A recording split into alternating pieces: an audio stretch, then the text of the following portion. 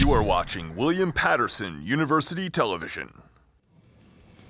Welcome back to the desk. The NBA playoffs have been wild, so let's get right into it. Fellas, we'll start things off with the Eastern Conference. Justin, this whole entire desk could bet $1 million on who your favorite to win the conference is. You might as well tell us. Well, shocker. Get ready. I think the Philadelphia 76ers have the best chance to win the Eastern Conference. Hear me out. I believe of all the teams in the East, the 8 teams are still, well, the 7 teams are still in the East. They have the best blend of coaching and the best blend of talent. Also, I feel like they have potentially the easier second-round matchup of all the teams. They play the winner of the Bucks or the Celtics.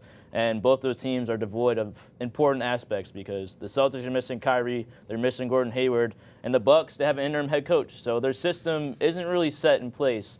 So with the Sixers having such a good blend of good coaching and good talent, I think they could take their talents to the Eastern Conference Finals, play with LeBron, give him a run for his money, and maybe make it all the way. Dante? Okay, let's look at the entire playoff picture. Let's not get ahead of ourselves here. Toronto, as the 1 seed, they've been woefully underperforming against the Wizards. 3-2 series right there. The Celtics and Bucks just tied last night. It's 3-3, and we'll see Game 7 tomorrow. The Sixers, great job, Justin. You are right. They're going to the second round. And Thanks, Cleveland and Indiana are embroiled in a 3-2 matchup. Cleveland scares me, guys. It's weird. They don't play any defense. They haven't improved at all.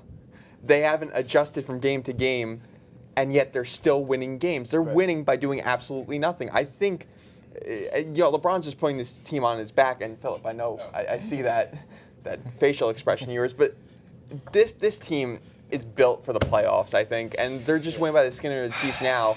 They'd be able to make to the finals. Filip, go ahead. Get at him. The Cleveland Cavaliers, are going to Game 6 in the first round against the Indiana Pacers with an underperforming Victor Oladipo. Their MVP, their guy who dragged them to the 5th seed, who's dragging them in the series, is underperforming, and they are barely ahead of them in a 6-game series. And this Pacers team is a terrible offense. If this is how they're playing against a terrible offense, what are they going to do against my favorites, the Toronto Raptors? Come on, the Toronto Raptors. You know. They can't budge Washington. You think that they could budge Cleveland? All right, well, Washington, to be fair, fights up to their talent. They play bad against bad teams, good against good teams. So there's that. But when Toronto is playing well against Washington, they're destroying them. The 3 games they won, they're beating them by a good margin. They're outplaying them all game. And, that's the thing with Toronto. Maybe they're a little inconsistent sometimes, but the Cavaliers are inconsistent always. They're consistently inconsistent. I just can't buy into playoff Toronto yet. You've seen them time and time again, especially against Oh, my God. I don't want to hear it. When was the last time we saw playoff Toronto? 2016? last year. I'm talking about with this system in play. Last time they actually excelled was 2016, right? They have 4 players from that roster still there. 4. It's still 4. They have Valanciunas, Delon Wright, who was a rookie back then, Lowry and DeRozan. Everyone else, all the new additions they've had when they last faced the Cavs. Who's guarding LeBron during this? Nobody. All right, the difference between the Raptors and the Pacers is that it could physically play LeBron. Whether or not they're shutting him down, no one's shutting down LeBron. Let's be real. Sure. Yeah.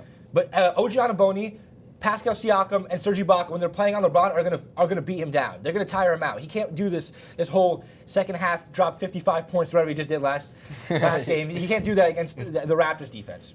Now we'll switch things over to the Western Conference, the mixed board on the Eastern Conference.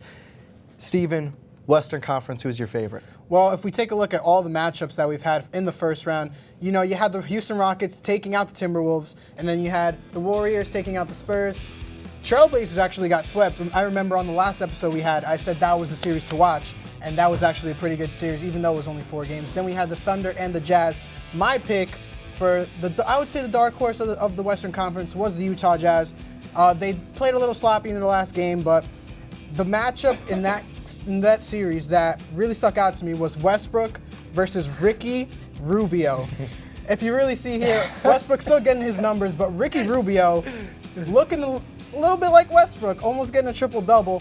Obviously, he's not getting as many points, but Westbrook has gotten really matched by Ricky Rubio. Rubio's gotten in his head, and I don't know, guys. I don't think Westbrook can carry this team to the next round. Filip, Why do we have a Westbrook graphic? Why do we have a Westbrook graphic? The man's a reigning MVP. When was the last time we've seen a reigning MVP not be a top 5 player in a series? Not even a top 5. And this isn't even like a 1-8 series where you have a lot of good players on his team. He's getting outplayed by Joe Ingles, Ricky Rubio, Rudy Gobert. Are you kidding me?